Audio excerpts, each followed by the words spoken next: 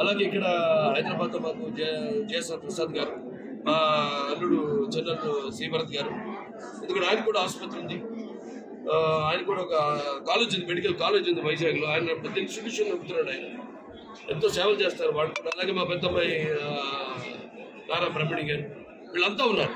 మంచి supportive team ఉంది మాకు.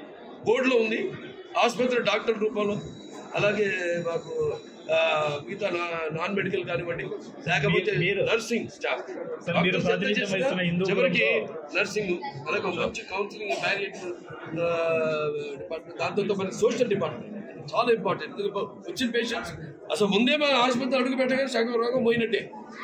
ముందు అది ఒక మనం ఇది డ్రామా సైకలాజికల్ అయిపోయినా మనం బతకమని ఒక్కసారి అడుగు పెట్టగానే గుళ్ళోకి అడుగు పెట్టేసాం, ఇక సగం అది వాడు కోఆపరేట్ చేయాలి మరి సైకలాజికల్, అది ఇంపార్టెంట్. అది ఆయన చెప్పే కదా, ఆయన పెట్టిన ముహూర్తం వేళ విశేషం కానీ వాడు కూడా బ్రహ్మాండంగా అందరూ కూడా సోషల్ డిపార్ట్మెంట్ ఎస్పెషల్లీ బాగా కౌన్సిలింగ్ చేయడం, వాళ్ళకి ధైర్యం ఇవ్వడం, మిగిలిన ధైర్యం వాళ్ళకి అంత చేయడం. ఆపరేషన్ అయిన తర్వాత నర్సింగ్ స్టాఫ్ దాని backbone of the hospital. ఏ ఆసుపత్రికైనా నర్సింగ్ స్టాఫ్ అంటే బ్యాక్ బోన్. ఎంత మనం ఆపరేషన్ ట్రీట్మెంట్ ఇచ్చినా కూడా సమయానికి వాడు మందులు వేసుకుంటారా లేదా ఇవన్నీ చూసుకునేది నర్సింగ్ స్టాఫ్. మీరు ప్రాతినిధ్యం వహిస్తున్న హిందూపురం నియోజకవర్గంలో ఇలాంటి సేవలు అందించడం మీకు ఎలాంటి తృప్తిని ఇస్తుంది సార్? అయ్యో మా ఇక్కడ ప్రభుత్వ ఆసుపత్రి ఎక్కడ తీసుకెళ్ళాము మేము? కార్పొరేట్ హాస్పిటల్ ఎవరు తీసుకెళ్ళాము? ప్రభుత్వ ఆసుపత్రి ఇవాళ చూస్తున్న ఎంత దయనీయ పరిస్థితిలో ఉంది.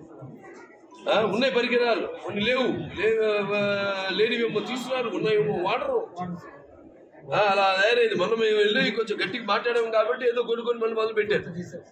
పాప వాడు చెయ్యాలి ఎవరికి ఉండదు, వాడు ఉంటుంది, వాళ్ళకి అనిపించదు, వాళ్ళకి గిల్టీ ఫీల్ అవ్వడం. వాడు పాప ఇంత మేము ఇప్పుడు మా సినిమాలో డైలాగ్ ఉంది కదా, సినిమాలో డాక్టర్ చేసేటప్పుడు ఆపరేషన్ చేసేటప్పుడు ఎంత మనోవ్యాధానికి గురవుతాడు అంతే కదా. ఒకరికి ఇస్తామంటే మెడిసిన్ పనిచేస్తుందా లేదా, లేకపోతే ఏదైనా వ్యక్తిస్తుందా, అన్ని ఆలోచన ఎంత టెన్షన్ ఉందో డాక్టర్ జోక్ కాదు. అటువంటిది మరి ఇవాళ ఇక్కడ కూడా ఆసుపత్రి బ్రహ్మాండ కార్పొరేట్ లెవెల్లో 12 డయాలిసిస్ యూనిట్స్ పెట్టాం. మనలాగా బోన్ మ్యారో ట్రాన్స్ప్లాంట్ మన 12 యూనిట్లు పెట్టాం, స్టార్ట్ చేసాం. ఇండియాలోనే నంబర్ 1 ఫస్ట్ టైం మేము స్టార్ట్ చేసిందాం. మనకు బసవతారక ఉండే క్యాన్సర్ హాస్పిటల్ అది 12, ఇక్కడ 12. ఎందుకు అంకె కూడా కలిసి ఇక్కడ పెట్టాం. ప్రతి దానికి కూడా ఒక టీవీ పెట్టాం, ఎందుకంటే 4:30-5 గంటలు పడుతుంది ఒక డయాలిసిస్. వాడు డిప్రెషన్లోకి వెళ్ళిపోతాడు, అట్లానే పడుకుంటూ ఉండాలంటే ఒక టీవీ పెట్టాం. ప్రతి యూనిట్కి ఒక టీవీ పెట్టాం. అలాగే mother and child health MCH అది పెట్టాం. అన్ని బోర్డుని చేయాలి, ఒక ఉండాలి, ఒక సంకల్పం ఉండాలి. కానీ చేయడానికి సేవ చేయడానికి ఎన్ని రకాలు కానీ భగవంతుడు అవకాశం ఇచ్చడం మనం సద్వినియోగం చేసుకోవాలి. అదే చేయం, అదే ఈ మా సేవలు అందరూ కూడా అందిస్తాం. రాష్ట్ర వ్యాప్తంగా కూడా అందరికీ క్యాంపులు పెడతాం. స్పాన్సర్స్ వస్తున్నారు, ముందుకు వస్తున్నారు.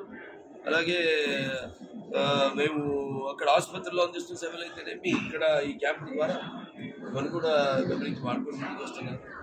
ఆసుపత్రి కూడా ఎవరు మధ్యలో ఆసుపత్రి కూడా సొంతంగా కూడా ఈ క్యాంపులు నిర్వహిస్తారు. వచ్చిన బృందాలందరూ కూడా నాకు కృతజ్ఞతలు తెలియజేస్తారు.